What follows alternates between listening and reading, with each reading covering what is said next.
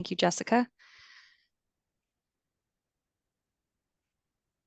All right, so welcome everyone to the pre-proposal meeting for the County of San Mateo Department of Housing Technology Needs and Opportunities Assessment Request for Proposals. Today's September 9th. As I mentioned, we are recording this meeting so that it can be posted with the additional RFP materials in the county's online procurement system, OpenGov. The agenda for today is here on the screen. We will start with a welcome and introductions from staff who are here from the Department of Housing. We will briefly review the purpose of this pre-proposal meeting, as well as do a review of the RFP document, including key deadlines and project scope. And really the bulk of the time we have together today will be dedicated to answering questions, taking and answering questions from you all attendees. And the way that you can ask questions is by locating the Q&A icon, which is usually at the bottom of your screen, but depending on how you're logging into the meeting, it might be at the top or the side, but the Q&A button, you should be able to click that and it will allow you to enter any questions that you have directly in there. And you can add questions into the Q&A throughout the presentation. And we are planning to start going through the questions once we get to the Q&A section. And then we will close. All right, so welcome and introductions. I will start. My name is Ellie Dahlman. I'm the Deputy Director here for the Department of Housing overseeing administrative services. And I'll pass it over to Rose and then Doug and then Jessica. Hi, I'm Rose Cade. I'm the Deputy Director for programs here at the Department of Housing. Doug? Doug Frederick. I'm Housing Program Manager for the county. Jessica Chambers, Office Specialist for HCD. Great. And so the next item on our agenda is to review the purpose. The purpose of this meeting is to provide an overview of the RFP and most importantly, to provide an opportunity for you all to ask questions that you have of the department related to the RFP. We expect to answer most, if not all, the questions, but we'll definitely get back to you if there's anything that we're not able to answer today. And as I mentioned at the beginning of this meeting is being recorded and will be posted to the RFP along with the other RFP documents in OpenGov. All right, so with that, we will dive right into a review of the RFP document. So the first thing I really wanted to highlight are key deadlines associated with this RFP. And the first key deadline is today, the pre-proposal meeting via Zoom, which is optional, but strongly encouraged for folks to hear directly from the department and have a chance to ask your questions that you may have. The next key deadline is the deadline to submit questions. If you have additional questions following this webinar, you can continue to submit those to us. Please submit those via OpenGov, our procurement system. And as I mentioned, any questions that are asked today that we're not able to get to or that we don't have an immediate response for, we'll be sure to respond to those along with any additional questions that are submitted via OpenGov following the September 11th question deadline. And after the deadline to submit questions, the next key deadline is the date to submit your complete proposal. That is September 26th, no later than 2 p.m. This is all Pacific Standard Time. And along with your proposal, if you have any contract exceptions that you would like to request, please, it's required that those be submitted along with your proposal at that time, due September 26th. And there is a copy of the county contract template included in the attachments for this RFP. Following the proposal submission deadline, our department, the county will review the proposals and score them. And we do plan to conduct interviews on October 16th is a tentative date, but please mark that on your calendar as that's when we do plan to hold interviews. And our anticipated contract award date is November 2025. Okay, so moving on to the purpose of this RFP. Really, the purpose of this RFP is to identify a consultant who can work with the department to conduct a comprehensive technology needs and opportunities assessment that identifies any gaps and challenges that the department has related to technology, and create an implementation plan for the department that identifies solutions and a proposed timeline for implementation.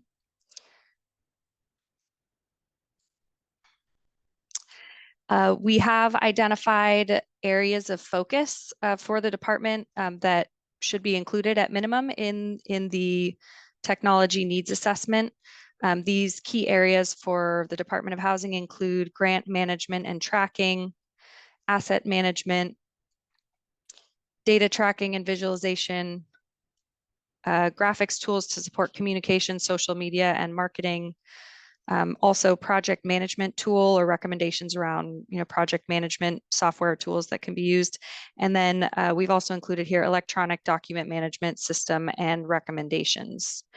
And there's a bit more detail included in the scope of work of the RFP document on these areas of focus. And so I encourage you to take a look there. And if you have any additional questions, you can ask them during this meeting or via OpenGov before the question deadline. So for the final report or the kind of the key deliverable of this RFP or of the contractor that will be doing this work that's selected is to prepare a final report that would include an evaluation of the current technology systems used by the Department of Housing. It would identify gaps in technology usage and any current county systems. We'd also like to hear or to have included market research on best practices and innovations related to our departments of housing across the nation, and as well as recommendations for improvement along with timelines and associated costs. What would the one-time costs and ongoing costs be to implement those recommendations? And we'd also ask that the consultant put together a proposed implementation plan for the department to review and consider as well. So the service requirements, or what we would expect from the selected vendor for this, is that they identify a dedicated project manager to lead this project. We expect that there would be stakeholder engagement done to gather information from staff and clients regarding how things are going currently. We expect that a final report be submitted that we just went over on the prior slide, as well as the raw data that was collected to create the final report. And also, it's important that any recommendations that are provided comply with applicable laws, regulations, and standards. And again, I have not included every single detail that's in the scope of work on these slides. These slides are meant to be a high-level overview of the scope of work, and so I encourage you to review the scope of work for additional details. Project timeline. So we have included a suggested timeline for completion in the RFP document, and we would like responders to review this suggested timeline and make any adjustments that you may need to ensure that your RFP proposal can successfully be completed on time and within budget. So our sort of suggested timeline that we proposed is that the initial assessment would be done within the first 2 months of the contract period, with a final report deliverable submitted within 120 days of the contract start. And we've also asked that the contractor be available to provide follow-up support as needed for up to 6 months following the project key deliverable completion of that final report. And briefly, the technical proposal. So this is what you will be submitting by the deadline for, to be considered for this RFP. We have key sections that must be included in the technical proposal, but please do reference the original RFP document for full information. We have put maximum page numbers for each section, so please pay attention to ensure that you're not exceeding those number of pages. So the technical proposal must include an introduction, an executive summary, statement of minimum qualifications, project approach, scope of work, tasks and milestones, an outline of your proposed schedule, what innovations you would bring to the project, performance measures section, firm qualifications, team qualifications.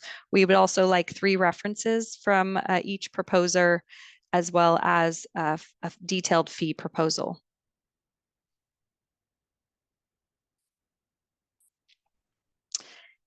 Evaluation criteria. So proposals will be evaluated on the following categories: project approach, firm qualifications, team qualifications, and overall price and value for the submission.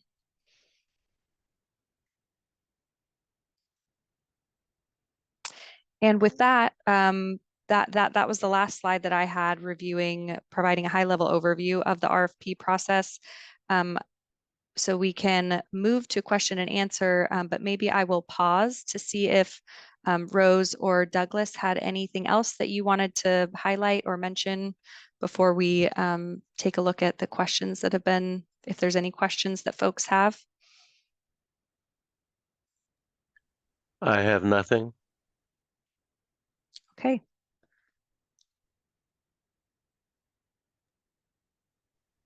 So far, there's nothing in the Q&A tab. All right. Well, we can give it a few minutes for folks. If you're maybe still formulating your questions, I know that was a lot of information, but hopefully you've had a chance to review the RFP. Let's see. So we have our first question. Do you want to improve service internally so that it enables staff to increase efficiency, throughput, etc.? Or are you looking for solutions to directly interact with end customers and clients as well? And are you seeking to hire a solutions architect as well? Rose, would you like to take a stab at that? I think the goal is primarily to improve internal systems and efficiencies. We frankly, in the Department of Housing, we don't have significant interface with external clients. And so really it's to be able to automate more of our internal processes and systems. And we would, I don't think we would be seeking to hire a solutions architect at this time, although we would certainly be open to a proposal that included that. And, just with some information about sort of like what that deliverable would look like, and as a addition to the things spelled out in what we'd be expecting to see in the proposal. So yes, I believe so. If you actually let us follow up on that. We do have some county policies about that, but I do believe that you would be able to bid on the implementation work. But we'll look into that and we'll post it on OpenGov. Great. And just to let everyone know that second question was the second question asked was, if we bid and or win this RFP, would we be able to bid on the implementation work that would follow, or would we be disqualified due to a conflict of interest? Yeah, we will get back to you on that. I can definitely confirm it will most likely be a separate RFP process that would be conducted to identify who would be moving forward the implementation work, but we will get back to you and provide that answer. The next question, is there an estimated budget? That's a good question. We are interested in hearing from proposers what budget you would propose for this work. I think and Rose, I don't know if there's any additional.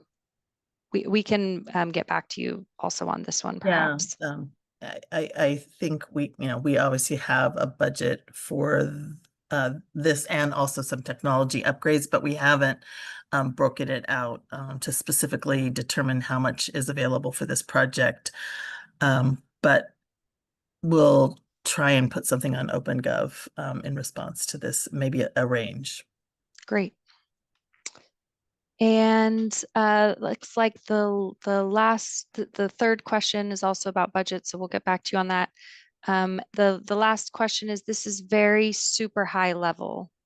How can we provide an assessment on an environment that we have limited knowledge on and aren't able to put our hands on? If we aren't able to interview anyone or be hands-on, understanding the gaps and pain points as well. So I think one of the I'll just go back to one of our slides. We do expect that this proposal would include stakeholder engagement, which could be interviews with, I would envision that being, talking to staff in the department to be able to learn about the environment that we have and to be able to then formulate recommendations for us.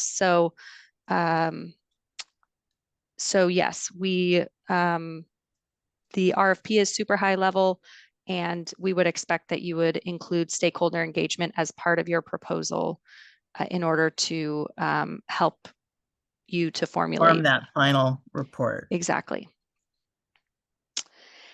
And then the next question I see here, is there a primary reason that the county is seeking improvements and upgrades to their current technological environment?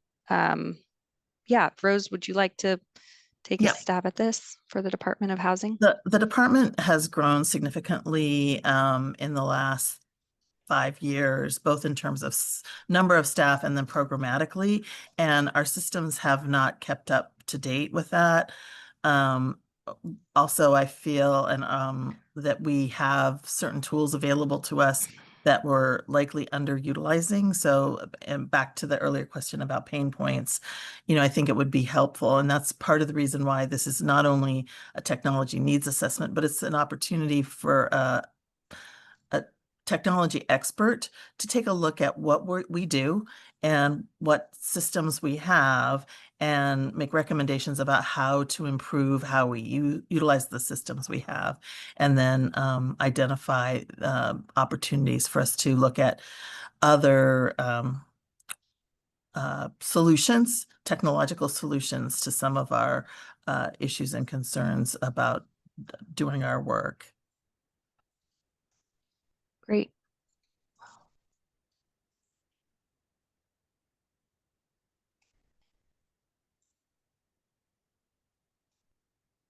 And then Ellie, folks can, if you walk away from this session and then have additional questions, those can be put onto OpenGov. And, yes, and then we will answer them in OpenGov, and everybody will have the opportunity to see both the question and the answer. Oh, and it looks like in that minute that I said that, there's been a few more questions. So great. Yeah. So the next question here is, has the county had any incumbent vendors perform any previous work on this project? We have not. I've been with the department for 10 years and I don't think we've ever done a comprehensive technology needs assessment. I think our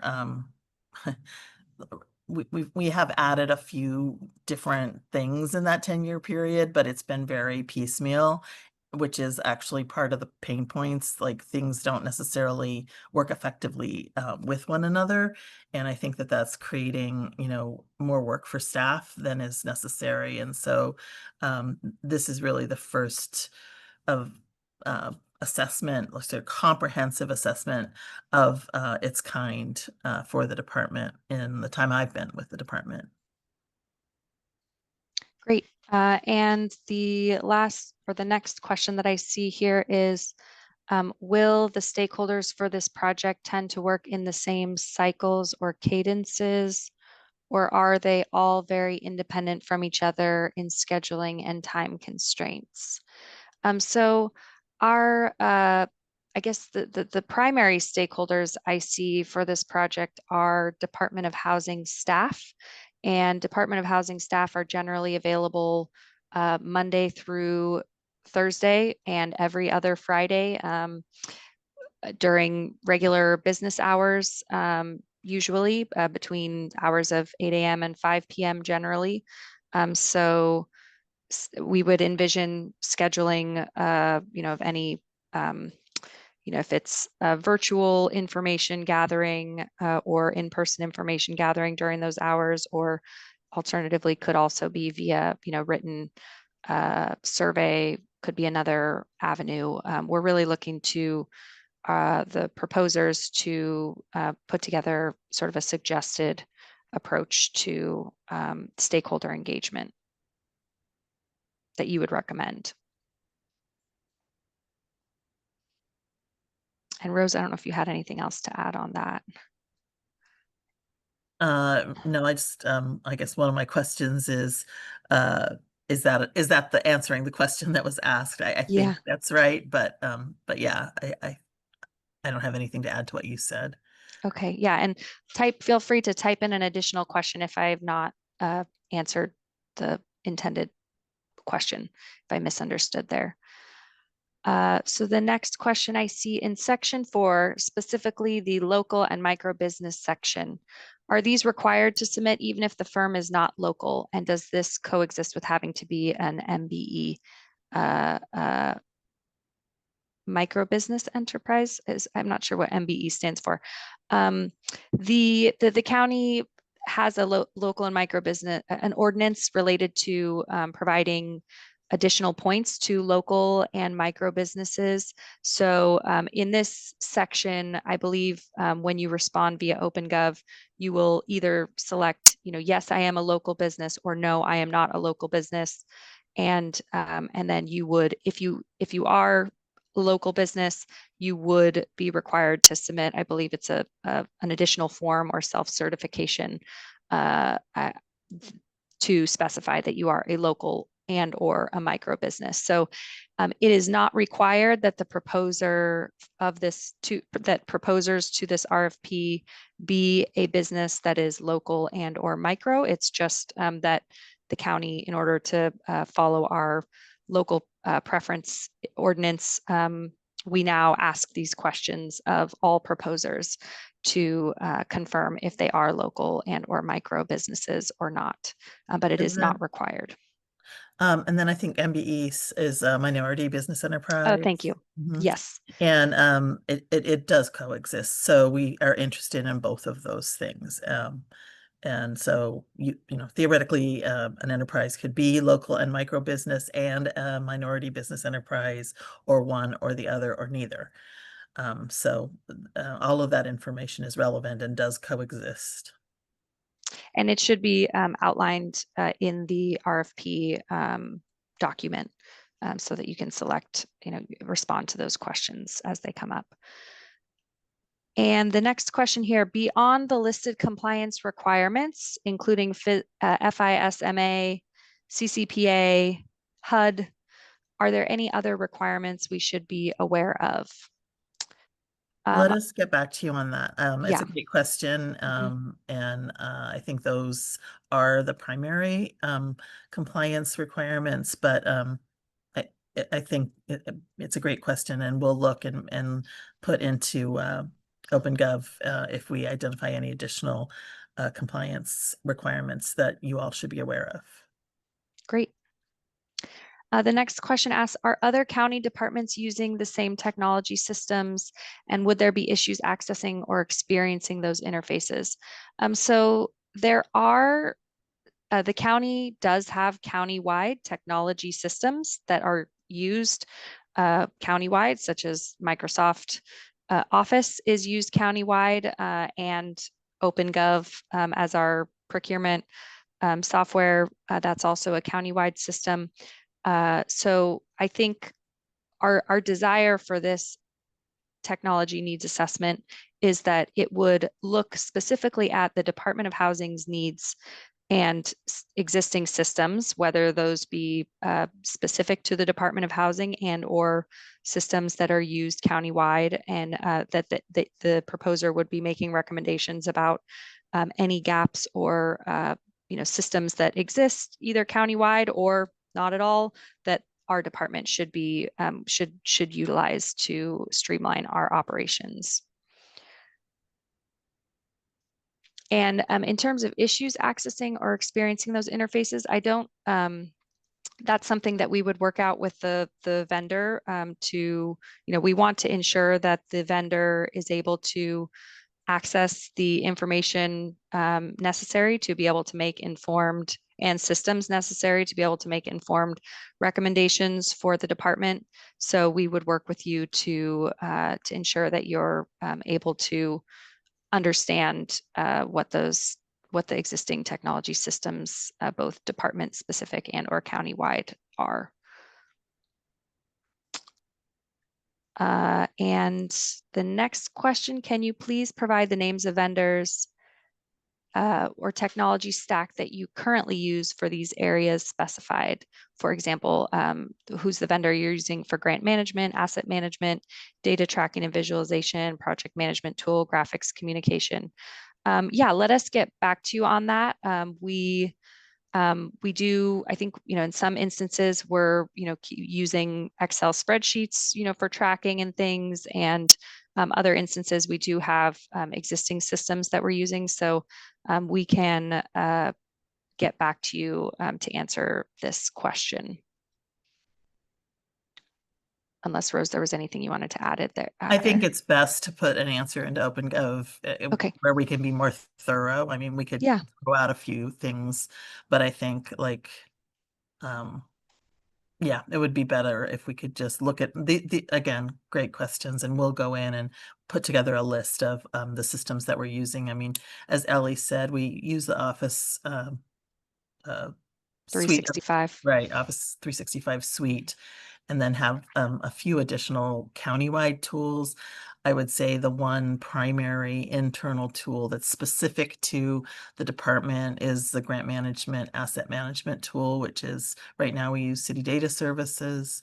And then we have some members of our team on the property or project management using Asana, but not everyone. And so, I think we'll provide a more thorough answer as a follow-up to today's session. But again, great question. Great.